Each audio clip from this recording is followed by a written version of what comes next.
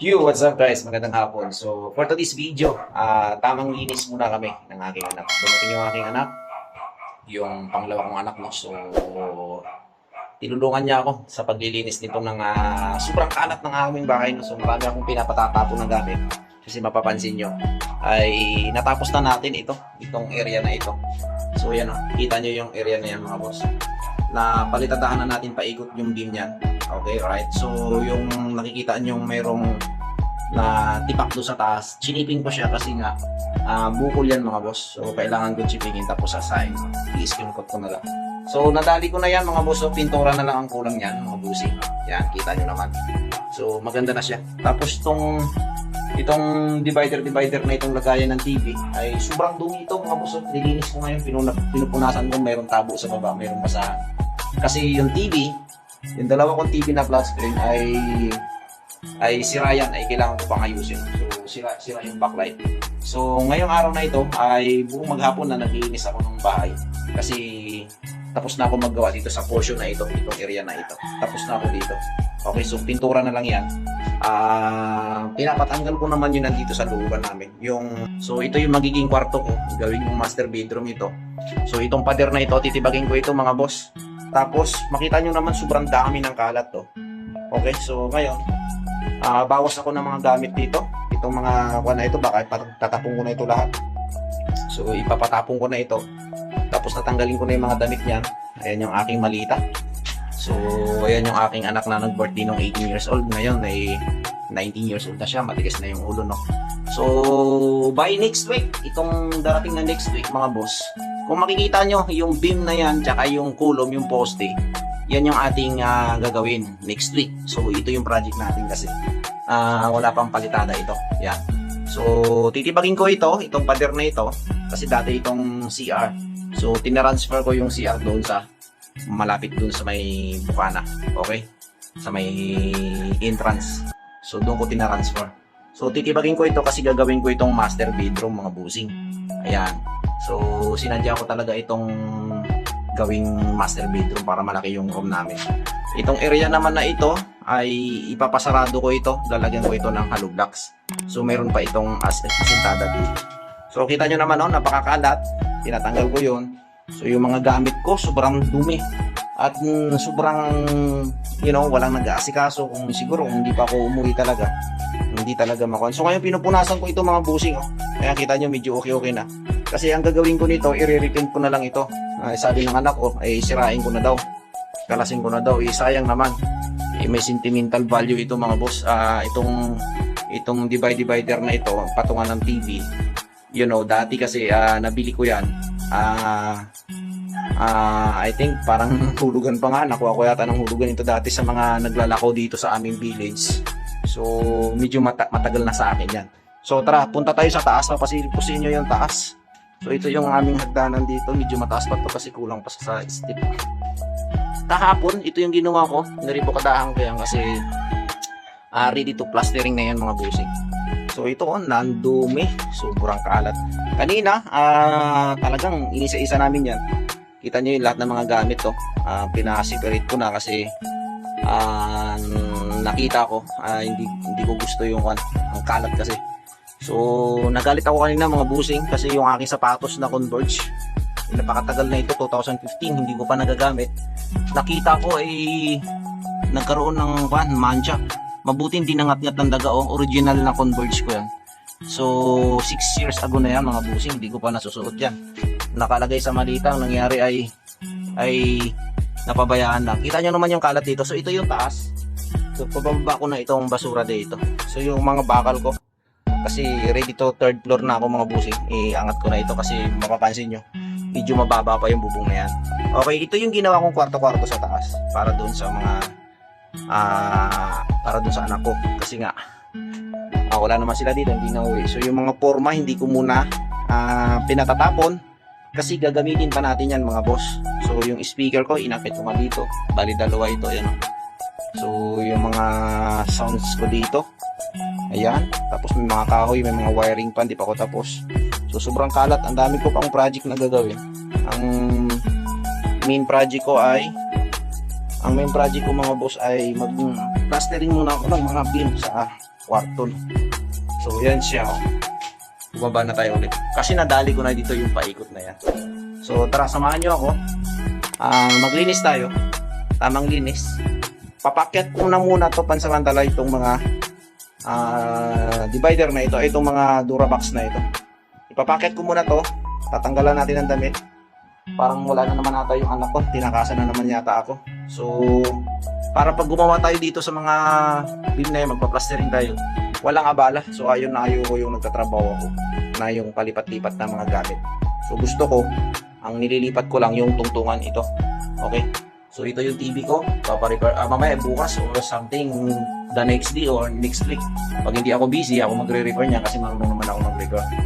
Alright, so continuous natin to ang aking ginagawa na pinupunasan ko itong division na ito ng divider na ito ng tawag nito, anong tawag dito, patungan ng mga ng TV or mga gamit, no.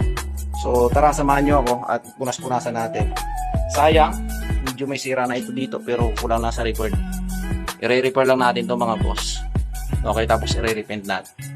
So sayang naman, so kung may pera na lang tayo ay sisirain na lang natin yan at titibagin. Pero sabi nga ng anak ko ay sirain ko na nga daw yan.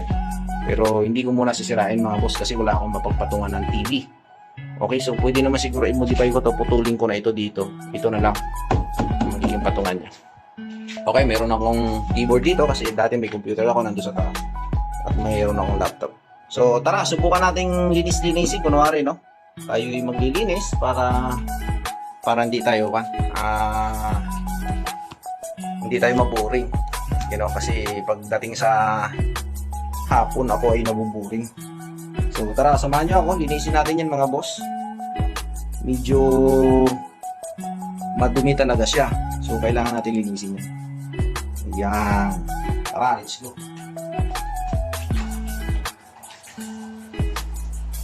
Tatanitan tayo ng basahan kasi nga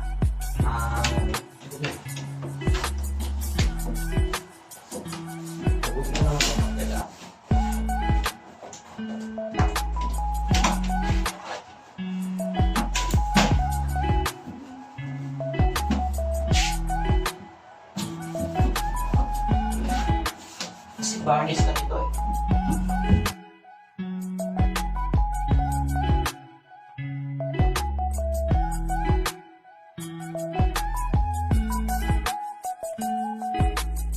Tapos ibalik na natin yung TV dyan.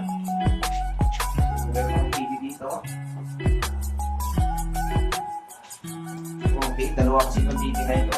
Meron siya itong TV.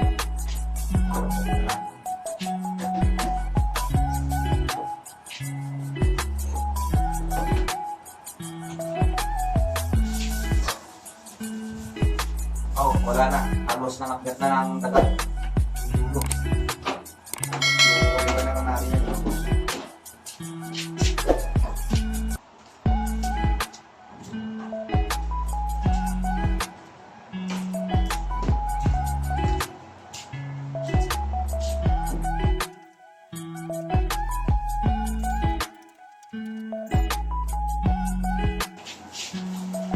Dalawa yan mga boss, kailangan natin ito.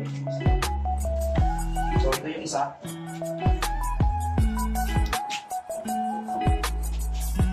Kasi ba kasi ito mga boss? So pag nasira, backlight na naman nasira nito, madali lang ito. So dito naman tayo sa gamit dahil nagre-record tayo ng mga LED. Yan. So kung ano ko pamahal sa mga gamit, importante sa akin yung mga gamit. So medyo maingat talaga ako sa gamit. Nagandaan lang ako sa bahay. Mabusin kapag nakita kong madumi yung mga gamit ko.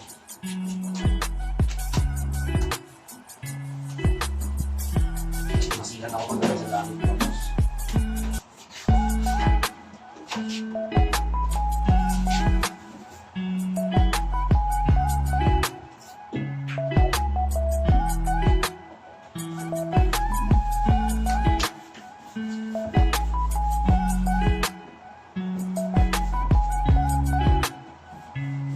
Wala na tayong ginagawa, baka next week. Pagkanahin ko na ito, kaya mamayang gabi. Pwede.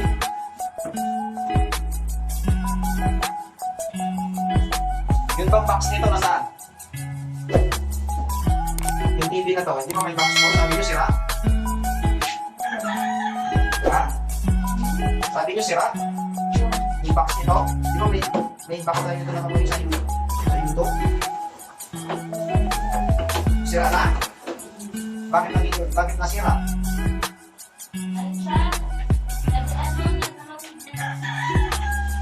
Ina-update lang yun. Hindi na kayo marunong.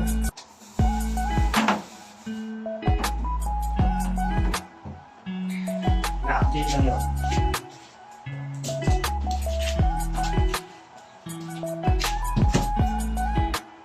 So meron akong mixer dito maliit mga boss. Pwede nagamit ito ng sound system dati. Pero ngayon, hindi na tayo sa sounds na kasi nga diba? Video mahigpit na yun si YouTube sa music, copyright, saka si Facebook, no? So, siguro din ang tayo sa sounds. Gawin lang natin ito pan-display.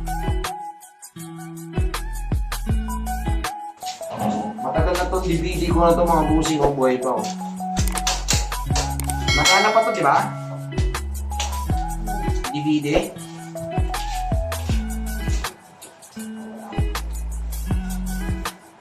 Tagal na to, pero nagana pa.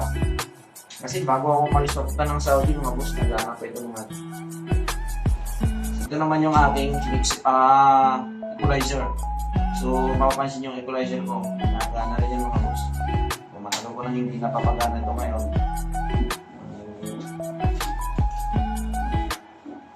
Gagamitin siguro natin ito pag once na may mga okasyon. Pero usually, yung pagkakahilig ko sa sounds, dati. Pero ngayon, sa umpisa lang kasi ako mahilig. Pagdating ng katagalan na wala na. Ako nakukuhan din, nagsasawa.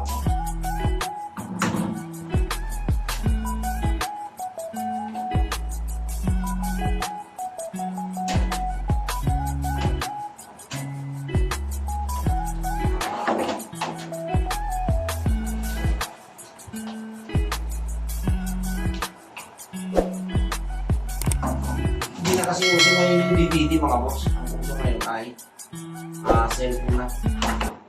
Hindi na uso yung DVD. Bluetooth na lang ngayon ang uso.